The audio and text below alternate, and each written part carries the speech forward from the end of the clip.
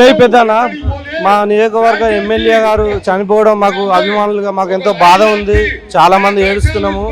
మా ఎమ్మెల్యే చనిపోవడము మా నర్సంపేట నియోజకవర్గానికి కన్నీటి పర్యంతం అవుతుంది. ప్రతి ఒక్క అక్క చెల్లి తమ్ముడు కూడా ఒకరి మీద ఒకరు పడి ఏడుస్తున్నారు. చాలా బాధ ఉంది.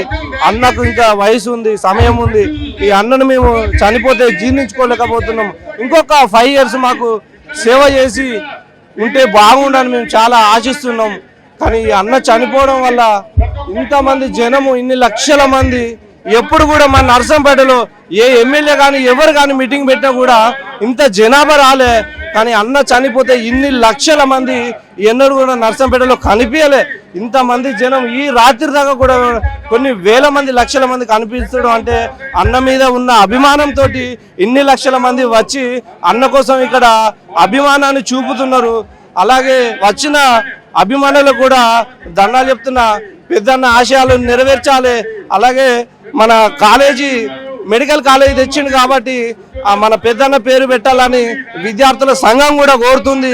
కంపల్సరీ మనం అందరం కలిసి అన్న పేరు కాలేజీకి పెట్టాలని నేను కూడా మనస్ఫూర్తిగా కోరుతున్నాను. అనేవారు అంటే వ్యక్తిపరంగా చూసుకుంటే ఎట్లా ఉండేవారు నియోజకవర్గాలలో వచ్చినప్పుడు? వ్యక్తిపరంగా అంటే చాలా అందరితో సన్నిహితంగా ఉండేవాడు, కలిసిపోయేవాడు.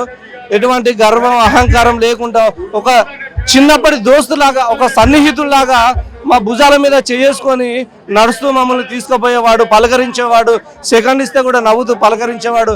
అలాంటి నాయకుడిని మేము కోల్పోవడం మేము ఇంకా జీర్ణించుకోలేకపోతున్నాం. చాలా బాధ ఉంది. మా దుఃఖం, మా మనోవేదన, మా ఆవేదన, గుండెలు పలిగిపోతున్నాయి. ఇంత మంచి నాయకుడిని కోల్పోవడం మా నర్సంపేట నియోజకవర్గం ప్రతి ఒక్క మనిషి కూడా చాలా బాధతో ఏడుస్తున్నాం. మేమైతే ఏడుపును లోపలే చాలా దాచుకుంటున్నాం, దిగమింగుకుంటున్నాం.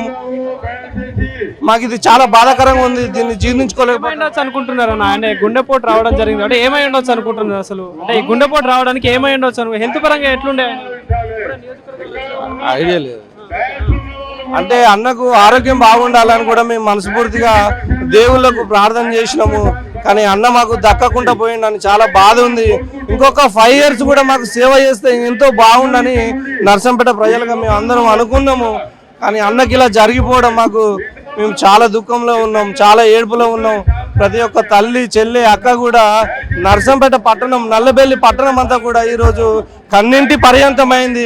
మేము జీర్ణించుకోలేకపోతున్నాం. జోహార్ పెద్దన్న. మా పెద్దన్న మళ్ళీ మాకు కావాలని మేము మనస్ఫూర్తిగా కోరుకుంటున్నాము. పెద్దన్న ఆశయాలు కూడా నెరవేర్చాలని మేము ఆశిస్తున్నాం. జోహార్ పెద్దన్న.